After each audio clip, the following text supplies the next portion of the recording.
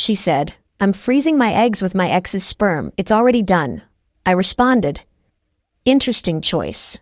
Then I had my vasectomy reversed and started dating her fertility doctor's receptionist. When she went for her next appointment, I, 38 male, found out about the eggs on a random Thursday afternoon.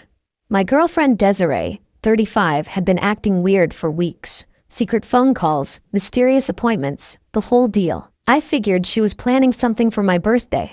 Turns out she was planning something all right. We were eating takeout when she dropped it. I need to tell you something.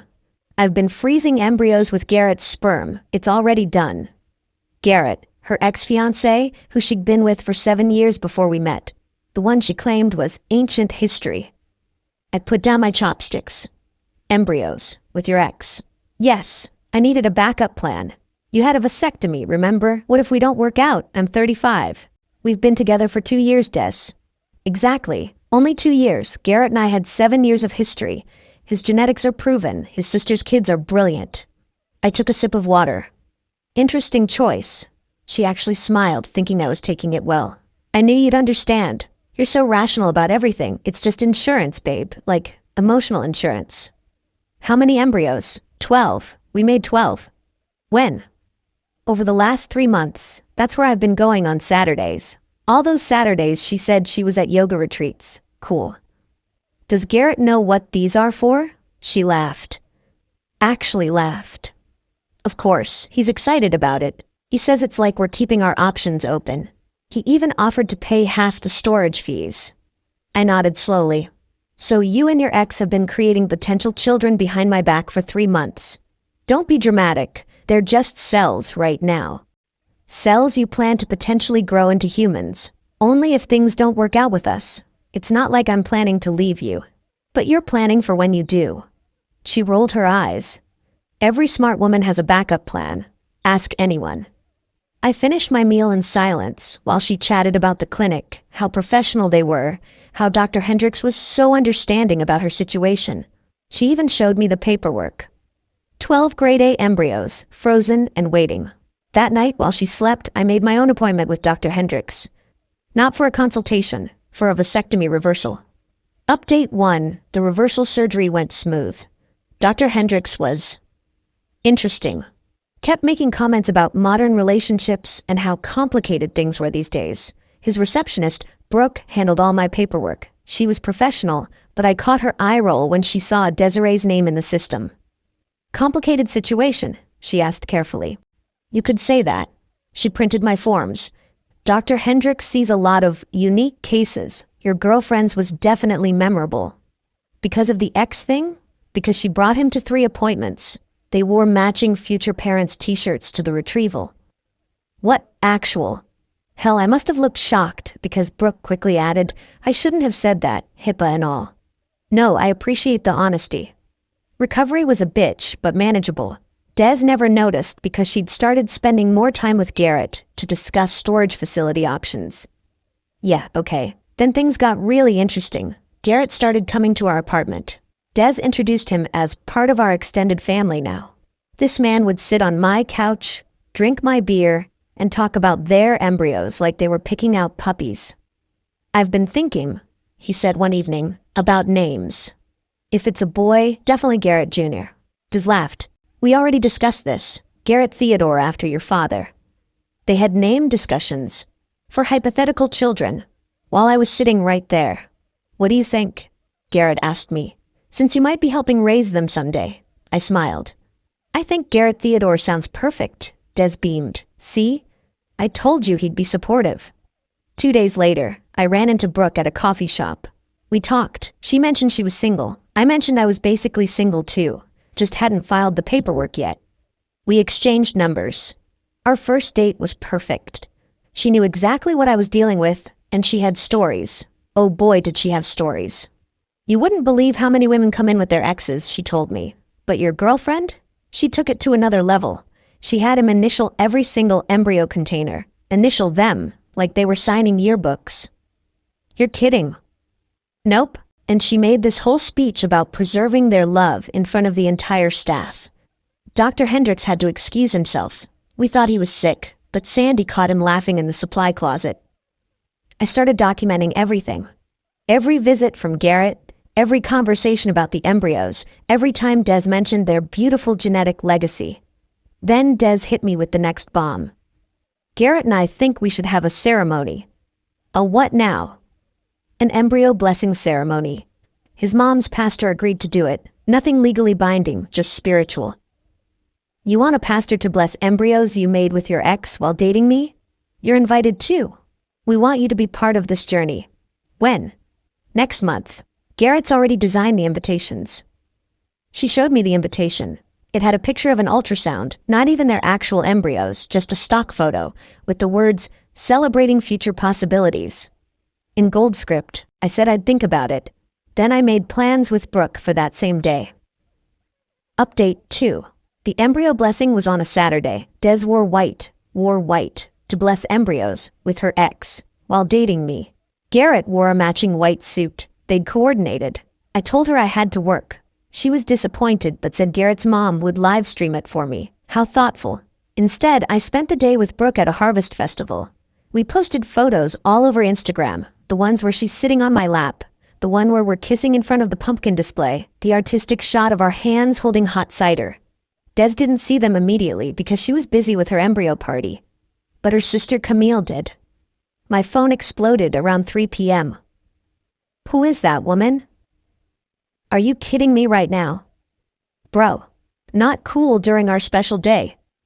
Yes, Garrett called it our special day. Like it was their wedding. I didn't respond to any of them. Brooke and I went to dinner, then back to her place. When I got home Sunday morning, Des was on the couch with Garrett, both of them still in their white outfits from the day before. She'd been crying. He was comforting her. How could you? She demanded. How could I what? Cheat on me during the ceremony. I didn't cheat. We went to a festival. With that receptionist, I saw the pictures. Yes, with Brooke, we're dating. Garrett stood up. You can't date her. She works at our clinic. Your clinic? Where our embryos are. The embryos have nothing to do with me, remember? They're your backup plan. Des started sobbing harder. You're supposed to be supportive, understanding. That's why I chose you. You chose me because you thought I'd be a doormat while you built a family with your ex? That's not. I mean, she looked at Garrett for help. He stepped forward. Look, man to man here, you knew Des came with history. You knew about me. I knew you existed. I didn't know you'd be creating children together while she was with me. They're not children yet, Des wailed, but they're blessed by a pastor now, so what are they? She couldn't answer that one. Then came the kicker. Garrett sat back down and took her hand. Maybe this is a sign, Desi. Maybe we should just be together, for the embryos. Desi. He called her Desi. And she didn't correct him. I've been thinking that too, she whispered.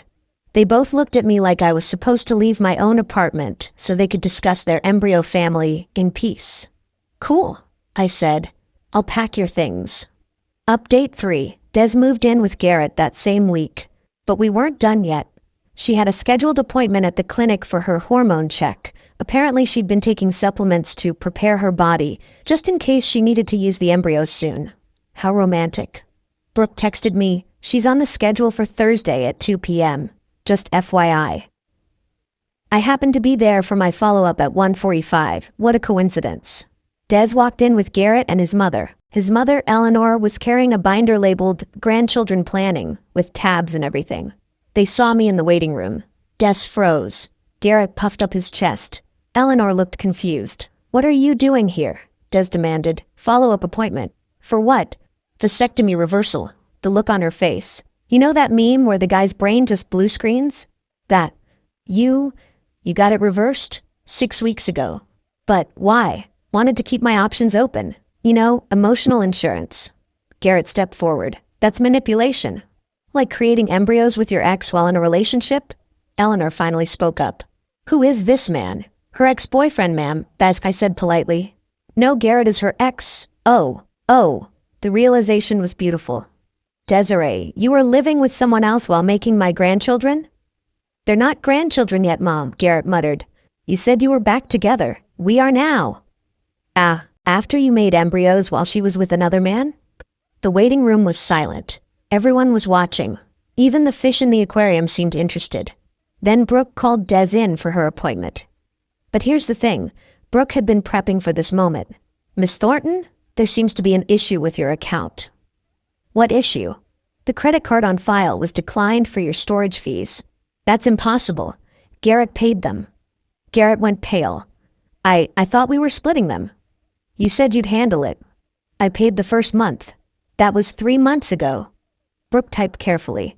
"According to our records, you're past due by $2,400. The facility needs payment immediately or what?" Des shrieked. Dr. Hendricks came out. "Is there a problem?" "The storage fees," Brooke explained professionally. "They're significantly overdue." "Ah," he looked at Des and Garrett. "Well, you'll need to sort that before we can proceed with any treatments." "This is insane," Des turned to me. "Did you do this?" "Do what?" "Not pay your storage fees for embryos I'm not part of." "You knew about this." "How would I know you two weren't paying your bills?" Eleanor pulled out her checkbook. "How much exactly?" "Mom, no," Garrett started. $2,400 for the past due, plus $800 for this month," Brooke said helpfully. $3,200? Eleanor's voice could have shattered glass. "For potential grandchildren that were made while you were dating someone else?" She snapped her checkbook shut and marched out. Garrett ran after her. Des stood there, shaking. "Your appointment?" Brooke prompted sweetly. I need to reschedule." "Of course. Though I should mention, the storage facility requires payment within 30 days or they'll need to make decisions about the embryos." Des left crying. I had my follow-up. Everything was healing great, and Brooke and I went for lunch after her shift. Final update. It's been 3 months now, and here's where everyone ended up. Des and Garrett broke up after 2 weeks of living together. Turns out, when you're not secretly creating embryos, you don't actually have much to talk about. She wanted him to get a second job to pay for storage. He wanted her to ask her parents for money. They had a screaming match that got them both evicted from his apartment. The embryos? Still in storage, but here's the twist. Garrett's mom Eleanor actually paid the fees. Not because she supported them, but because she hired a lawyer to explore her grandparental rights to the embryos. Yeah, that's a thing she's trying to make happen. Des and Garrett are now legally fighting her for custody of embryos that don't even have a womb to go to yet.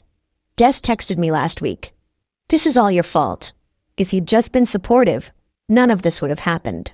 I replied, "Interesting perspective." She sent 23 more texts that I didn't read. Garrett reached out too, wanting to grab a beer and talk man-to-man about what happened. I declined. He's now dating someone new who apparently doesn't know about his dozen frozen potential children or the legal battle with his own mother. Des tried to switch fertility clinics, but needed her records transferred. Brooke handled that request. Apparently, Des cried at the desk for 20 minutes about how everyone was against her love story. Plot twist. Dr. Hendricks retired early last month. At his retirement party, Brooke brought me as her date. He gave a speech about the wild things he'd seen in his career. He didn't name names, but his story about matching t-shirts and embryo blessings had everyone in tears laughing. The best part? My reversal was successful. Brooke and I aren't trying for kids yet, but it's nice to know it's an option. A normal option. Without exes, blessings, or matching outfits involved. Des's sister Camille actually apologized to me last week. She said watching the whole thing unfold made her realize how insane her sister had been. She's now telling everyone that Des needs therapy, which Des calls betrayal at the highest level. Oh, and those professional photos from the embryo blessing? The photographer posted them on his portfolio with the caption, "When you thought you'd seen everything." They went viral in a wedding shaming group. Someone commented, "Is this performance art?" And honestly, looking back, maybe it was. Brooke and I are doing great. We're moving in together next month. Her coworkers call her the embryo homewrecker as a joke, which she finds hilarious. We're thinking about getting a dog. A normal dog. Not one that needs a blessing ceremony or has joint custody with an ex. Sometimes I think about those 12 embryos sitting in their frozen limbo while 3 adults fight over them in court, and I can't help but laugh. Somewhere out there, Garrett Theodore might never exist. And honestly, that's probably for the best. To answer the question everyone asks, No, I don't regret the reversal. Even if Brooke and I don't work out, at least I know my future family planning won't involve surprise embryos, white outfits, or anyone's ex initialing containers. And Des? Last I heard from mutual friends, she's joined a support group for women going through fertility trauma. She tells them about her ex who sabotaged her dreams by dating the receptionist. Nobody knows she's talking about the ex she was currently dating while making embryos with her other ex. Life's wild, y'all, but at least it's not bless 12 embryos with your ex while living with your current boyfriend. Wild.